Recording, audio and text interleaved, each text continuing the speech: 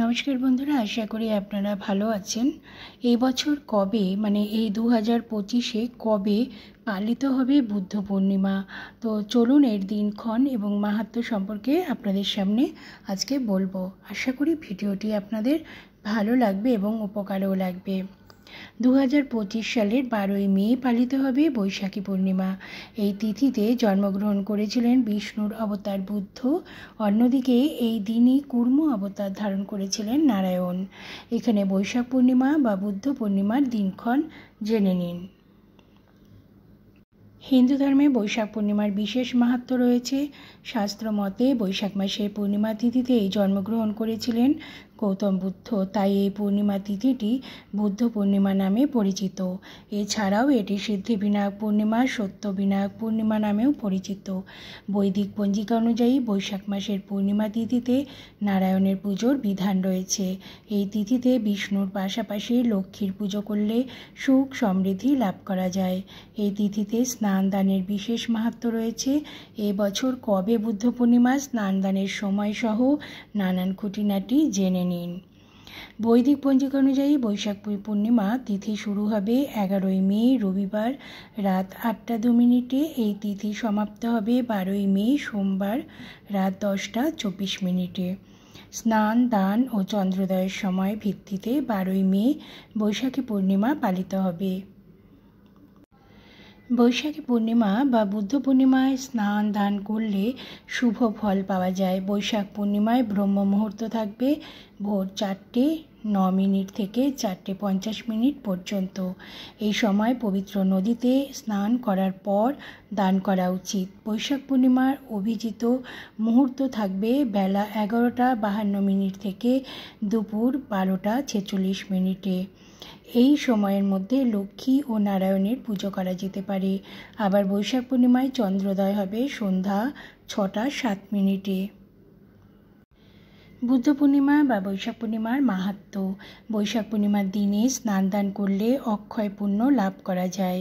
এই তিথিতেই জন্মগ্রহণ করেছিলেন গৌতম বুদ্ধ, তাকে বিষ্ণুর অবতার মনে করা হয়।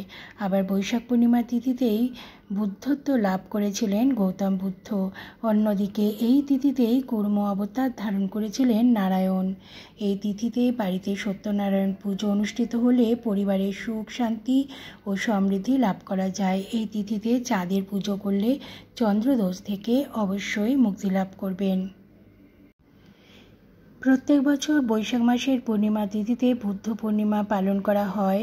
2025 সালের তিথি আপনাদের বলে দিয়েছি 12ই মে। এই দিনটি কেবল গৌতম বুদ্ধের যে জন্মদিন হিসাবে গুরুত্বপূর্ণ তা নয়, বরং এটি পিতৃতর্পণের জন্যও কিন্তু অত্যন্ত পবিত্র। বিশ্বাস করা হয় যে এই দিনে শাস্ত্রবদ্ধভাবে পিতৃতর্পণ করলে সমস্ত পাপ থেকে মুক্তি মেলে এবং পূর্বপুরুষের আশীর্বাদ লাভ করতে পারবেন। ধর্মশাস্ত্রে পিতৃতর্পণকে বিশেষ গুরুত্বপূর্ণ আচার হিসাবে উল্লেখ করা হয়েছে। এর মাধ্যমে আমরা আমাদের পূর্বপুরুষদের শ্রাদ্ধ সম্পূর্ণ করি। ভোরে উঠে পবিত্র স্নান সেরে পরিষ্কার পোশাক পরুন। পিতৃদেবের উদ্দেশ্যে জলের সঙ্গে জৌ, তিল এবং কুশ দিয়ে তর্পণ করুন। তাদের নামে দান এবং দক্ষিণা দিন। ব্রাহ্মণদের আহার করান। সম্ভব হলে এই দিনে পিণ্ডদান করুন। এতে পিতৃগণ মুক্তি লাভ করবেন। এই দিনে কি করবেন কি করবেন না। পাখিদের খাদ্য দিন। তামসিক খাবার এড়িয়ে চলুন। ভদ্র ভাষায় কথা বলুন। কাউকে কটু কথা একেবারে বলবেন না। ব্রাহ্মণদের ভোজন করান ও তাদের আশীর্বাদ নিন। তর্পণ করার সময় দক্ষিণ দিকে মুখ করে তারপর বসুন। বুদ্ধ পূর্ণিমায় পিতৃতর্পণ করলে বহু উপকার মেলে। এটি যেমন পূর্বপুরুষদের আত্মাকে তৃপ্ত করে, তেমনি জীবনের সমস্ত পাপ এবং নেগেটিভ শক্তিকে দূর করে।